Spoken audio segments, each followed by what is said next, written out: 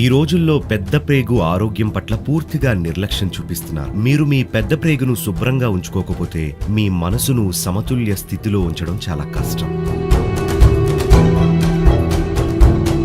కాబట్టి ఆయుర్వేదం ఇంకా సిద్ధ వైద్యంలో మీకే సమస్యున్నా, అంటే రాత్రులు నిద్రపట్టకపోవడం, మనసులో కలవరం, ఏవైనా మానసిక సమస్యలు ఎదుర్కొంటున్నా మొట్టమొదటిగా మీ పెద్ద పేగును శుద్ధి చేయమంటారు. మీ వ్యవస్థని ప్రక్షాళన చేసి పెద్ద పేగును శుభ్రం చేస్తే ఒక్కసారిగా మీరు కాస్త సమతుల్యంలో ఉన్నట్టు అనిపిస్తుంది. ఇది పూర్తి పరిష్కారం కాదు, కానీ సరిదిద్దడానికి ప్రాథమికంగా కావలసిన వాతావరణాన్ని తీసుకొచ్చి ఆ తర్వాత మందులతో కానీ సరైన సాధనలతో కానీ దిద్దుబాటు చేయొచ్చు.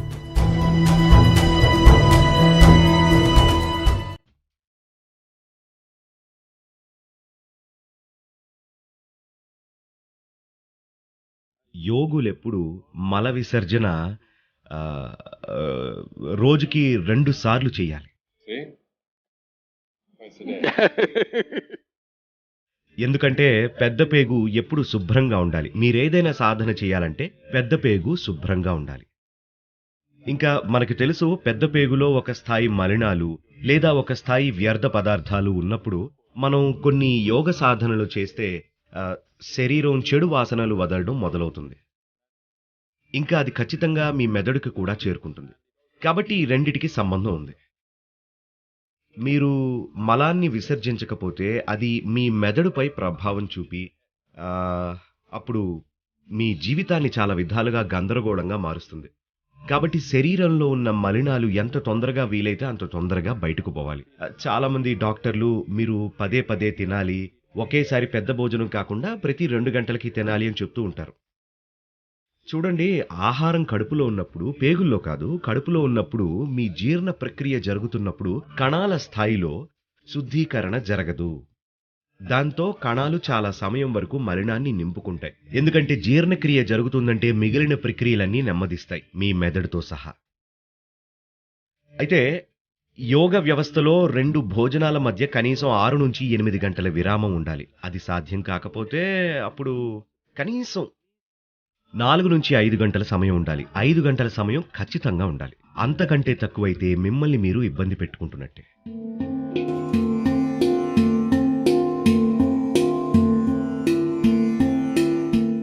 ఇక మా యోగా కేంద్రంలో ప్రతిరోజు ఉదయం చిన్న సైజు వేప ఇంకా పసుపు ముద్దలతో మొదలవుతుంది.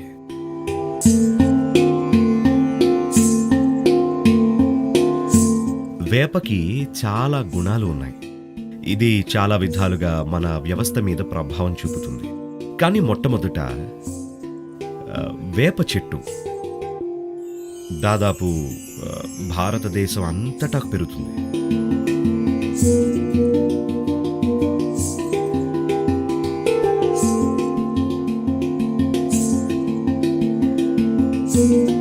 ఇవాళ ప్రపంచంలో 10 నుండి 12 భౌగోళిక ప్రదేశాల్లో పెరుగుతుందేమో, కానీ అసలైతే ఇది భారత ఉపఖండానికి చెందినది.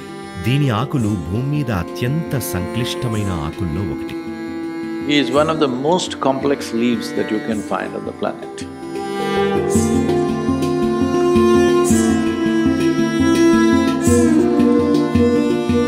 వేప మీ వ్యవస్థకి ఏం చేకూరుస్తుంది? ప్రత్యక్షంగా ఏం చేస్తుందో చెప్పాలంటే, అది చేసే ఒక తక్షణమైన పని మీ జీర్ణాశయ పేగులను శుభ్రంగా ఉంచుతుంది. శుభ్రపరచడం అంటే ఈ జీర్ణ ప్రక్రియ జరిగే ప్రదేశంలో అన్నిటికన్నా ఎక్కువ ఇతర జీవులు ఉంటాయి. ఈ జీర్ణాశయ పేగుల్లో చాలా పెద్ద మొత్తంలో సూక్ష్మ జీవులు ఉంటాయి. వాటిలో చాలా శాతం మనకి స్నేహపూర్వకంగా మారాయి. మనం వాటి వల్లే బతికి ఉన్నాం, వాటి వల్లే ఆహారం జీర్ణించుకోగలుగుతున్నాం. ఇకపోతే శరీరంలో ఎన్నో ప్రక్రియలు వాటి వల్ల జరుగుతూ ఉంటాయి. కానీ వాటిలో మనకు హాని కలిగించే జీవులు అలాంటివి కూడా చాలానే ఉన్నాయి.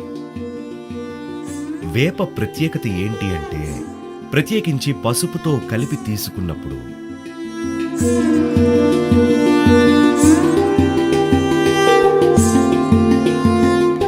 ఈ రెండిటిని కలిపి తీసుకున్నప్పుడు శరీరానికి అవసరం లేని వాటిని, శరీరానికి హాని కలిగించే వాటిని, అలాగే ఏవైనా పరాన్న జీవులు ఉంటే వాటిని కూడా, ఈ అన్నిటినీ ఇవి తొలగిస్తాయి.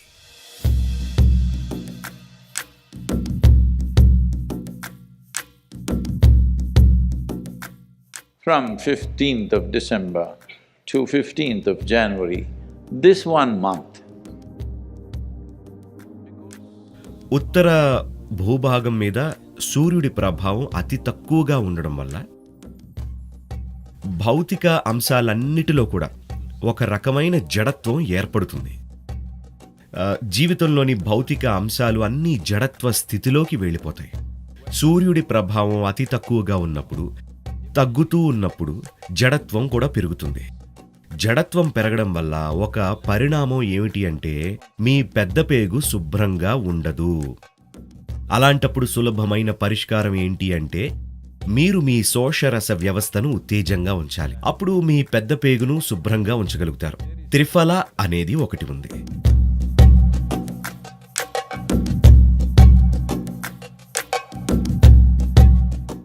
ఇది ఉష్ణ మండల ప్రదేశాల్లో దొరికే ఒక 3 అద్భుతమైన పండ్ల మిశ్రమం. వీటిని సరైన భాగాల్లో కలిపి కాస్త నీళ్లతో లేదా ఒక స్పూను పాలతో లేదా తేనెతో కలిపి తీసుకుంటే కనుక వ్యవస్థ మొత్తం శుభ్రమైపోతుంది. కానీ మీ దగ్గర ఇవన్నీ దొరక్కపోతే దక్షిణ భారతదేశంలో మేము ఇంకొక అద్భుతాన్ని కనుక్కున్నాం. అదే ఆముదం నూనె.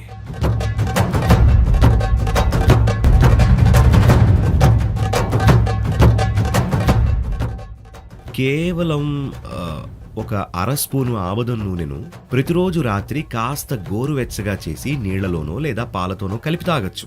అప్పుడు మీ పెద్ద పేగు శుభ్రంగా ఉంటుంది. ఇంకా మీ శోషరస వ్యవస్థ ఉత్తేజంగా ఉంటుంది. ఎందుకంటే శరీరంలో జడత్వం తగ్గుతుంది.